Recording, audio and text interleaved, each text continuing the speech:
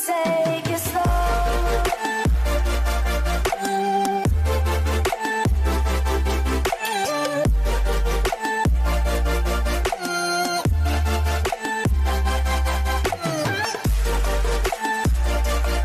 Hello दोस्तों, मैं हूं निशांत और आज हम एक नई वीडियो के साथ उपस्थित हैं। और हमारी आज की वीडियो में हम मुंशी प्रेमचंद जी द्वारा लिखित एक कहानी को सुनाएंगे। वैसे तो मुंशी प्रेमचंद की कई कहानियां लोकप्रिय है, उन्हीं में एक कहानी है जिसका नाम है पुस की रात।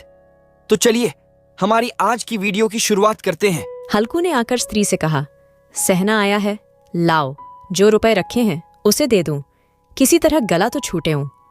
मुन्नी झाड़ू लगा रही थी, पीछे फिरकर बोली, 3 ही तो रुपए हैं, दे दोगे तो कम्मल कहाँ से आवेगा? माघ पूस की रात हार में कैसे कटेगी? उससे कह दो फसल पर दे देंगे, अभी नहीं। हल्कू एक क्षण अनिश्चित दशा में खड़ा रहा। पूस सिर पर आ गया। कम्मल के बिना हार में रात को वह किसी तरह नहीं जा सकता, मगर सहना मानेगा नहीं, घुड़कियां जमावेगा, गालियां देगा, बला से जाड़ों में मरेंगे, बला तो सिर से टल जाएगी। यह सोचता हुआ वह अपना भारी भरकम डील लिए हुए, जो उसके नाम को झूठ सिद्ध करता था, स्त्री के समीप आ गया और खुशामद करके बोला, ला दे दे, गला तो छूटे, कम्मल के लिए कोई दूसरा उपाय सोचूंगा। मुन्नी उसके पास से दूर हट गई और आंखें तरेड़ती हुई बोली, कर चुके दूसरा उपाय, जरा सुनूं तो कौन सा उपाय करोगे? कोई खैरात दे देगा कम्मल?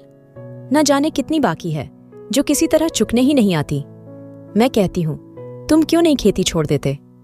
मर काम करो, उपज हो तो बाकी दे दो, चलो छुट्टी हुई, बाकी चुकाने के लिए ही तो हमारा जन्म हुआ है, पेट के लिए मजूरी करो, ऐसी खेती से बाज आइब, मैं रुपए न दूंगी। हल्कू उदास होकर बोला, तो क्या गाली खाऊं? मुन्नी ने तड़पकर कहा, गाली क्यों देगा, क्या उसका राज्य है?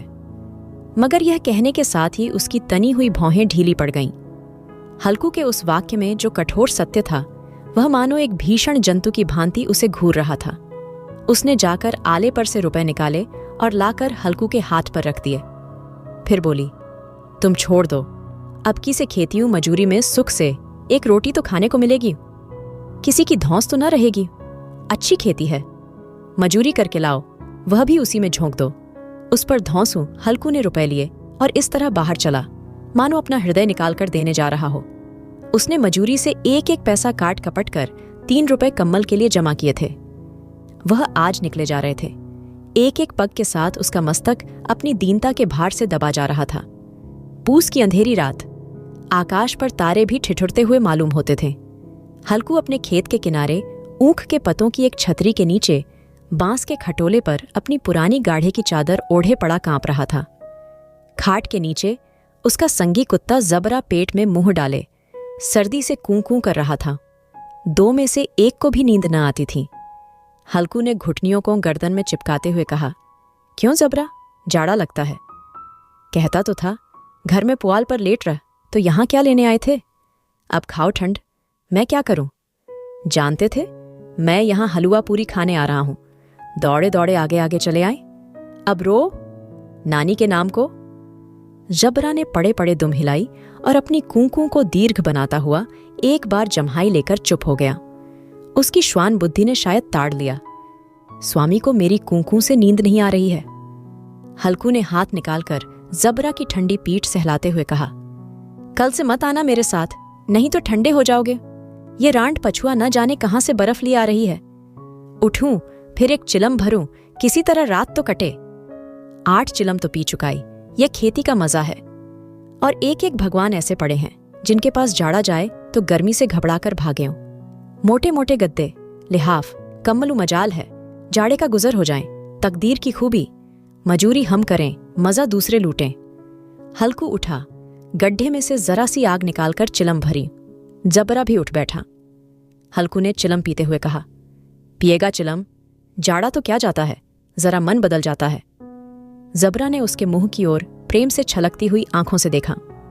हल्कू, आज और जाड़ा खा ले, कल से मैं यहां पुआल बिछा दूंगा, उसी में घुसकर बैठना, तब जाड़ा न लगेगा। जबरा ने अपने पंजे उसकी घुटनियों पर रख दिए और उसके मुंह के पास अपना मुंह ले गया। हल्कू को उसकी गर्म सांस लगी। चिलम पीकर हल्कू फिर लेटा और निश्चय करके लेटा कि चाहे कुछ हो अब की सो जाऊंगा, पर एक ही क्षण में उसके हृदय में कंपन होने लगाओ। कभी इस करवट लेटता, कभी उस करवट, पर जाड़ा किसी पिशाच की भांति उसकी छाती को दबाए हुए था। जब किसी तरह न रहा गया तो उसने जबरा को धीरे से उठाया और उसक सिर को थपट पाकर उसे अपनी गोद में सुला लिया। कुत्ते की देह से जाने कैसी दुर्गंध आ रही थी, पर वह उसे अपनी गोद में चिपटाए हुए ऐसे सुख का अनुभव कर रहा था जो इधर महीनों से उसे न मिला था। जबरा शायद यह समझ रहा था कि स्वर्ग यही है, और हल्कू की पवित्र आत्मा में तो उस कुत्ते के प्रति घृणा की गंध तक न थी। अपने किसी अभिन्न मित्र या भाई को भी वह इतनी ही तत्परता से गले लगाता। वह अपनी दीनता से आहत न था जिसने आज उसे इस दशा को पहुंचा दिया। नहीं, इस अनोखी मैत्री ने जैसे उसकी आत्मा के सब द्वार खोल दिए थे और उनका एक एक अणु प्रकाश से चमक रहा था। सहसा जबरा ने किसी जानवर की आहट पाई। इस विशेष आत्मीयता ने उसमें एक नई स्फूर्ति पैदा कर दी थी जो हवा के ठंडे झोंकों को तुच्छ समझती थी। वह झपट कर उठा और छपरी से बाहर आकर भूंकने लगाओ। हल्कू ने उसे कई बार चुमकार कर बुलाया, पर वह उसके पास न आया। हार में चारों तरफ दौड़ दौड़ कर भूंकता रहा। एक क्षण के लिए आ भी जाता तो तुरंत ही फिर दौड़ता हूं। कर्तव्य उसके हृदय में अरमान की भांति ही उछल रहा था। 1 घंटा और गुजर गया। रात ने शीत को हवा से ढटकाना शुरू किया। हल्कू उठ बैठा और दोनों घुटनों को छाती से मिलाकर सिर को उसमें छिपा लिया। फिर भी ठंड कम न हुई। ऐसा जान पड़ता था सारा रक्त जम गया है, धमनियों में रक्त की जगह हिम बह रहा है। उसने झुककर आकाश की ओर देखा। अभी कितनी रात बाकी है? सप्तर्षि अभी आकाश में आधे भी नहीं चढ़े। ऊपर आ जाएंगे, तब कहीं सबेरा होगा। अभी पहर से ऊपर रात है। हल्कू के खेत से कोई एक गोली के टप्पे पर आमों का एक बाग थांव पतझड़ शुरू हो गई थी।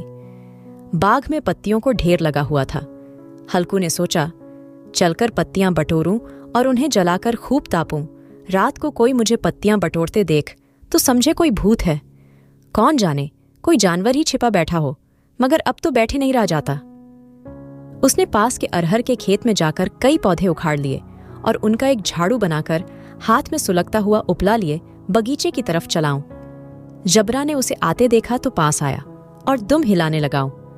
हल्कू ने कहा, अब तो नहीं रहा जाता, जबरूं चलो। बगीचे में पत्तियां बटोरकर तापेंग टांठे हो जाएंगे तो फिर आकर सोएंगे। अभी तो बहुत रात है। जबरा ने कूं कूं करके सहमति प्रकट की और आगे आगे बगीचे की ओर चलाऊं।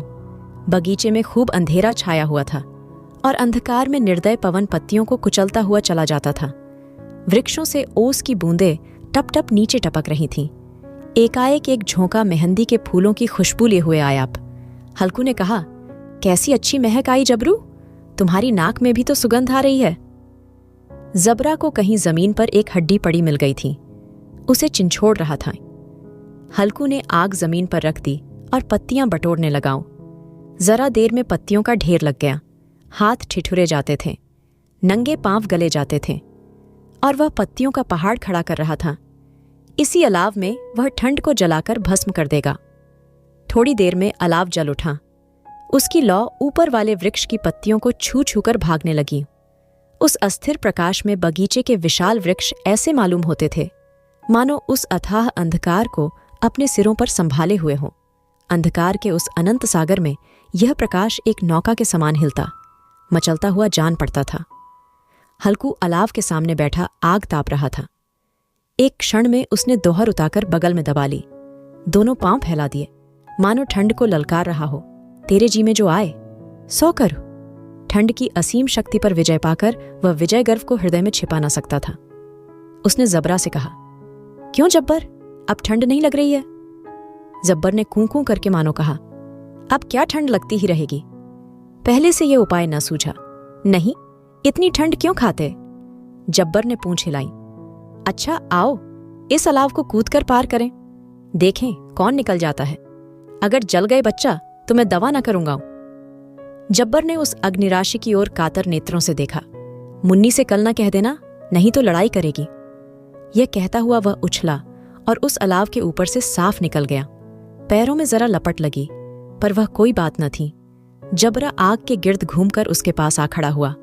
हल्कू ने कहा, चलो चलो, इसकी सही नहीं, ऊपर से कूद कर आओ। वह फिर कूदा और अलाव के इस पार आग्याओं पत्तियां जल चुकी थीं। बगीचे में फिर अंधेरा छा गया था। राख के नीचे कुछ कुछ आग बाकी थी, जो हवा का झोंका आ जाने पर जरा जाग उठती थी, पर एक क्षण में फिर आंखें बंद कर लेती थीं। हल्कू ने फिर चादर ओढ़ ली और गर्म राख के पास बैठा हुआ एक गीत गुनगुनाने लगाओ। उसके बदन में गर्मी आ गई थी, पर ज्यों-ज्यों शीत बढ़ती जाती थी, उसे आलस्य दबाए लेता था। जबरा जोर से भूंकर खेत की ओर भागा। हल्कू को ऐसा मालूम हुआ कि जानवरों का एक झुंड खेत में आया है। शायद नील गायों का झुंड था। उनके कूदने दौड़ने की आवाजें साफ कान में आ रही थीं। फिर ऐसा मालूम हुआ कि खेत में चर रही हैं। उनके चबाने की आवाज चर-चर सुनाई देने लगी। उसने दिल में कहा, नहीं, जबरा के होते कोई जानवर खेत में नहीं आ सकता। नोच ही डाले, मुझे भ्रम हो रहा है। कहाँ? अब तो कुछ नहीं सुनाई देता हूं। मुझे भी कैसा धोखा हुआ। उसने जोर से आवाज लगाई, जबरा, जबरा आओ। जबरा भूंकता रहा, उसके पास ना आया। फिर खेत के चरे जाने की आहट मिली। अब वह अपने को धोखा न दे सका। उसे अपनी जगह से हिलना जहर लग रहा था। कैसा दंदाया हुआ था। इस जाड़े पाले में खेत में जाना, जानवरों के पीछे दौड़ना असह्य जान पड़ा। वह अपनी जगह से न हिलाऊं। उसने जोर से आवाज लगाई, लिहो लिहो लिहो। जबरा फिर भूंक उठाए। जानवर खेत चर रहे थे। फसल तैयार है। कैसी अच्छी खेती थी, पर ये दुष्ट जानवर उसका सर्वनाश किए डालते हैं। हल्कू पक्का इरादा करके उठा और 2-3 कदम चला, पर एकाएक हवा का ऐसा ठंडा, चुभने वाला, बिच्छू के डंक का सा झोंका लगा कि वह फिर बुझते हुए अलाव के पास आ बैठा और राख को कुरेद कर अपनी ठंडी देह को गरमाने लगाओ। जबरा अपना गला फाड़ डालता था। नीलगायें खेत का सफाया किए डालती थीं और हल्कू गर्म राख के पास शांत बैठा हुआ था। अकर्मण्यता ने रस्सियों की भांति उसे चारों तरफ से जकड़ रखा था। उसी राख के पास गर्म जमीन पर वह चादर ओढ़कर सो गया। सवेरे जब उसकी नींद खुली, तब चारों तरफ धूप फैल गई थी और मुन्नी कह रही थी, क्या आज सोते ही रहोगे? तुम यहां आकर रम गए और उधर सारा खेत चौपट हो गया। हल्कू ने उठकर कहा, क्या तू खेत से होकर आ रही है? मुन्नी बोली, हाँ, सारे खेत का सत्यानाश हो गया। भला ऐसा भी कोई सोता है? तुम्हारे यहां मड़ैया डालने से क्या हुआ?